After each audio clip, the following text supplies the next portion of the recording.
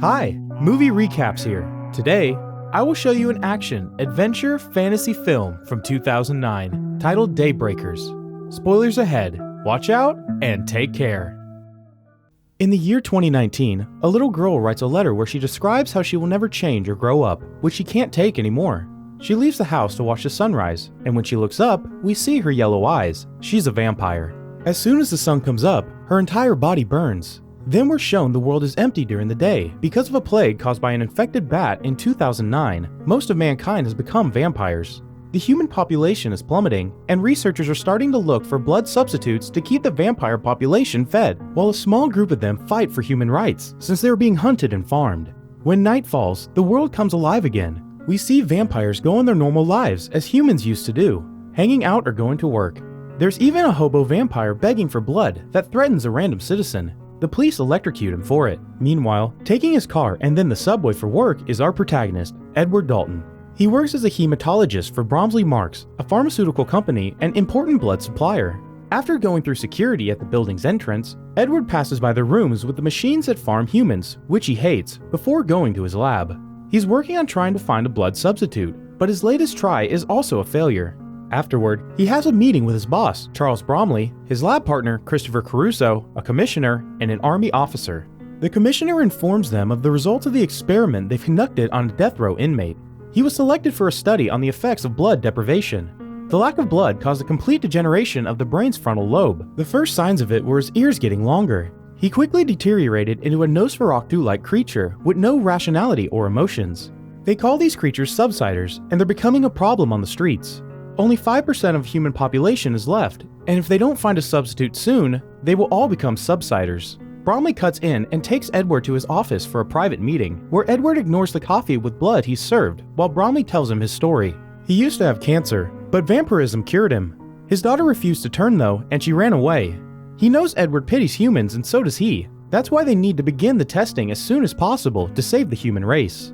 Edward goes to his lab and discusses this with Christopher, who after some hesitation, points out that the substitute is working on a monkey, so it's time to move on beyond animal testing. Moments later, the researchers begin the test while Bromley and some officers watch through a window. Edward slowly injects a substitute into a private's body, who at first feels fine, but once the whole dose is in, he pukes and starts convulsing, as nasty blisters appear all over his body. The researchers immediately move to hold him down, and inject him with Epimony, which does stop his shaking and makes the blisters disappear, but a second later, his whole body explodes. Later that night, Edward leaves the office and drives home. He's watching the news on his car, which talks about riots related to blood rationing schemes, when he notices something wrong while scratching his ear. He opens his camera mirror and checks. His ears are starting to grow long. This distraction causes him not to see the car coming from the opposite direction. He manages to dodge at the last second and stops his vehicle, but the other car crashes against a fence. Edward comes out to help and takes an arrow to the arm. The people getting out of the other car are humans, and their leader, Audrey Bennett, has a crossbow to defend themselves from vampires. Suddenly, police cars can be heard approaching them, so Edward swears he just wants to help and asks the humans to get in his car, which they accept after some hesitation. Edward activates the car's daytime protection driving mode, which turns all the windows black, then takes out the arrow from his arm as the police arrive. While he lies to them and tells them which direction the humans ran to, Audrey finds Edward's ID badge and learns his occupation. After the police are gone, the humans get out of the car, and Audrey wishes Edward a happy birthday as they all leave. Moments later, Edward is arriving at home, where a community announcement is warning everyone of the oncoming sunrise. Once he makes it to his house, he has dinner and starts taking care of his plants, when he suddenly receives a visit from his brother, Frankie Dalton, who he hasn't seen in months because he joined the army. Frankie comments on the lack of birthday party, to which Edward replies that he's turned 35 10 times already, but Frankie doesn't care. He thinks that they must celebrate, and for that, he brought an expensive bottle of 100% pure human blood. He pours 2 glasses as he teases his brother for drinking pig blood, but Edward turns it down. This enrages Frankie, who starts an old argument of theirs. Edward doesn't touch human blood, but still works for a company that farms people, which he sees as a necessary evil to be able to find a substitute. Yet he also looks down on Frankie for hunting humans for the army. Edward suddenly grabs the blood bottle and starts pouring it down the drain, but Frankie takes it from him and smashes it against the wall before trying to leave. He can't, however, because a subsider gets in his way.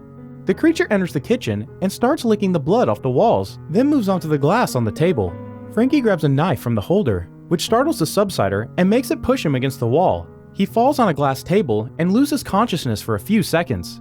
The subsider moves towards Edward next, and he keeps it at bay with a stool while calling out his brother's name.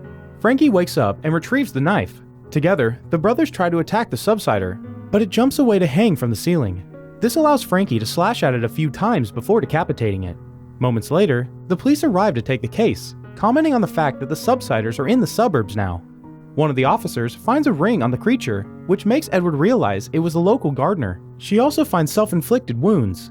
Feeding on themselves speeds up the mutation. The next morning, Edward is woken up by a security alert. He goes to check, and when turning on the lights, he finds Audrey pointing a crossbow at him. She tells him that they've been looking for vampires they can trust, and that they need his help to find another way besides the substitute. She also gives him a sheet of paper with a map on it. Edward is suddenly distracted by a noise and turns around, allowing Audrey to silently leave. When he checks on the noise, it turns out to be Frankie, who asks Edward about the woman. Edward replies it's nothing. Later at night, the news shows investors are pulling their human supplies from Bromley's. Edward goes to work and meets with his boss to ask for a guarantee that the substitute would replace the need for human supply. Bromley replies that the majority of the population will be happy with it, but a small sector will always demand the real thing. Edward reminds him that would include Bromley's daughter before going back to his lab to stare at the map. When morning comes, Edward doesn't return home. He puts up the light protection on his car and follows the map into the countryside, where Audrey is already waiting for him and tells him to approach a big tree. He parks under the shadow of that tree, and after putting on his hat and sunglasses, he leaves the car. Always being careful not to step into the light, he approaches an old man, Lionel Elvis Cormack. This man used to be a vampire, yet he's human now. Edward wants to know how, but they're interrupted by Audrey coming closer, held at gunpoint by Frankie. Edward wants to stop him, but Frankie won't listen, and army backup is already arriving. Audrey pushes Frankie into the sunlight and joins the men. They take Edward's car because the soldiers have already opened fire and destroyed Lionel's vehicle. They are chased and shot at as they drive away, which creates holes in the car's dark protection. At first, Audrey manages to cover them with her hands, but they become too many and the camera is shot as well, so Edward can't see ahead. Lionel takes over the wheel so he can see the road through a hole and Edward can hide from the light. When they reach a dingy bridge, Lionel drives as fast as possible to cross it safely, but the military truck is too heavy and the bridge breaks under it, causing the truck to explode. The rest of the backup is left behind without a way to follow. After night falls, they park next to a river and Lionel tells Edward his story. He used to work on daylight modifications for cars and had one of the first shops in town that made them. Daylight driving is amazing because there are no other people around, but it can also be dangerous for the driver. That's what happened to Lionel. He wasn't feeling well because he hadn't fed, so he accidentally crashed the car against the river fence. The crash ejected him from the car, and he caught on fire before falling into the river. When he came out of the river, he was human again. Lionel and Audrey want Edward to recreate these conditions safely. Back at the company, Bromley's staring at some pictures of his daughter when Frankie arrives to see him. Bromley congratulates him on having reported what happened and tells him that if Edward returns immediately, no formal charges will be laid. Frankie accepts to do anything Bromley asks of him. Meanwhile, Edward and the humans are back in his car, driving to their safe house. Edward can't stop staring at Audrey's neck. When she notices this and his pointy ears, she cuts her hand and pours some blood into a cup for him to drink. He refuses at first, but Audrey needs to know that the other humans will be safe around him, so he accepts the cup and drinks it. A few hours later, they make it to a very old vineyard, where Edward meets other humans including Jarvis, who is leading a group of rescuers to find more humans. After entering the house, he also meets Senator Wes Turner, a vampire politician in favor of protecting human rights and finding a cure. After briefly cutting to Bromley, watching how one of his machines has lost all its humans, and his researchers taking out a body, we are shown a coffee stand at the subway station, where a man complains about his coffee not having enough blood. The employee tells him that 5% is as much as she's allowed to serve, but the man won't take no for an answer. He steals the blood bag, and when breaking it, he splashes everyone around him, sending them into a frenzy. The people riot and attack the coffee stand to steal more blood, causing the police to arrive to electrocute them into submission. The next morning at the vineyard, Edward takes some blood from Lionel to run some tests while he asks some questions about how he felt the day became human. Edward thinks maybe the only way to treat the blood is inside the body, controlling the daylight burn. Some hours later, when he leaves the lab to take a break, most humans move away from him. Audrey comes to tell him that they may fear him, but still think he can help. Edward confesses that he didn't want to turn, but Frankie betrayed him and turned him anyway. It's then that Edward notices the fermentation tanks, and after Audrey confirms that they're airtight, they go to look at them from the inside. The tanks have air extractors that would allow them to put out a fire, and Edward decides to use them for the experiment, so they start working on the necessary modifications. Later, in the middle of the night, we see Jarvis's group on the road taking a convoy of rescued humans to the vineyard, including Bromley's daughter, Allison. When a shock gives them a flat tire, they're forced to stop their cars. They get out with their weapons ready, but the army is surrounding them, and after a short shooting exchange, all humans are knocked out. Allison manages to contact the vineyard before she falls unconscious too, so when Frankie takes the walkie-talkie from her hands, they use it to track the call and find the location of the vineyard. At the vineyard, all the humans are grabbing their things and getting into their cars, ready to follow Tuner to his safe house. But Edward wants to stay behind because there won't be another chance to recreate the experiment, so Lionel and Audrey decide to stay behind as well and help. Back at Bromley's, Allison wakes up in her father's office and grabs a knife as he arrives to see her. Allison begs for her friends' lives, but Bromley says he is happy to see her, but as he hugs her, admits he can't do anything for her friends. Allison pushes him away and runs to the door, but she's knocked out by a soldier as Bromley realizes his daughter has stabbed him. When morning comes to the vineyard, the experiment is ready to start. Audrey will watch the monitors while Lionel will stay in the tank with Edward, who has the heart monitor connected to his chest and is covered by a wet blanket. The process is simple. They open a hole in the tank to let the sunlight burn Edward. Then they use the air extractor to turn off the fire. The first 2 tries are a failure, but they let Edward burn long enough for the third, and this time it works. Edward manages to become human again. Their happiness is interrupted by the army arriving to raid the place, but they avoid getting caught by hiding in a wine barrel. We cut to the company again, when Frankie is visiting Bromley, who is being treated for his wound. Bromley asks Frankie to do something for him, and Frankie leaves the room to see Allison in her cell. She still doesn't want to be turned, but Frankie goes ahead and bites her anyway. Back in the vineyard, the trio leaves the hiding spot after making sure it's safe. Edward goes outside and is amazed by the sunlight touching his skin without burning, while Lionel retrieves an old car of his. Meanwhile, in the company, Bromley sees how all of his machines are empty now before checking on his daughter, who is not drinking her blood rations. Bromley enters the cell and discovers she's biting herself, which will mutate her. She attacks her dad and blames him for everything before she's taken away. After the military imposes martial law so that they can freely fight the subsiders on the streets, we cut to Edward, Audrey, and Lionel, who are arriving at Tuner's cabin, only to find all the humans dead. Audrey is starting to lose hope, but Edward says he knows someone that can help. After briefly cutting to Christopher achieving a breakout at the lab, we're shown how the military is dragging the subsiders out in the sunlight for execution. Allison is among them, and watching her die makes Frankie reconsider his position.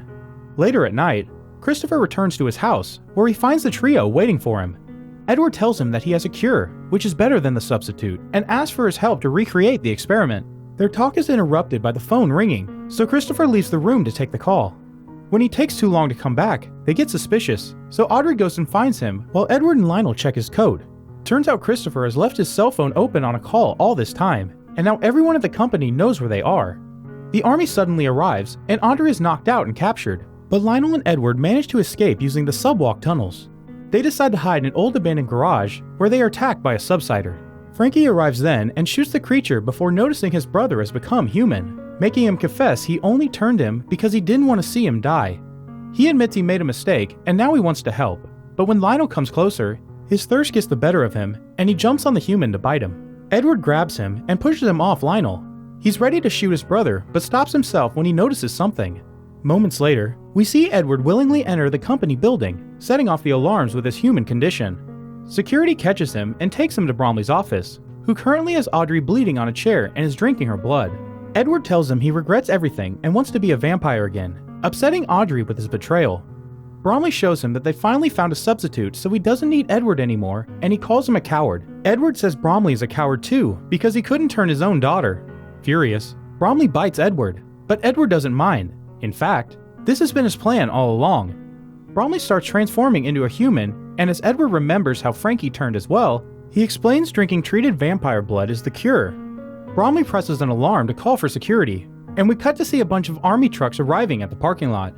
When the soldiers leave their vehicles and approach the elevator, the doors open to reveal Bromley tied to a chair, causing the vampires to go into a frenzy and feed on him. Meanwhile, Aubrey and Edward, now armed with weapons he's found around, go downstairs and are about to leave the building when more soldiers arrive to block their way.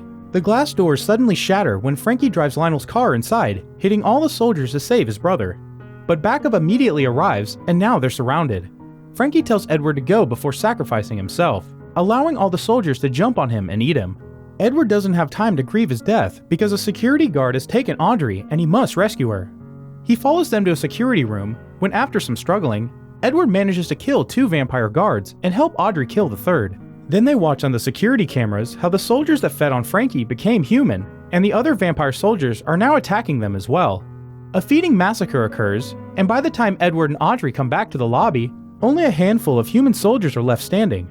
Christopher shows up and then shoots a couple of soldiers, claiming there can't be a cure. He's about to shoot them too when an arrow hits his chest and kills him. It came from Lionel, who's arrived to help. Audrey gives him a hug while Edward watches his brother's body and the light of the rising sun slowly make its way inside. The movie ends with the trio leaving in Lionel's car, while Edward tells us that they now have the cure, and they can change everyone back. It's not too late.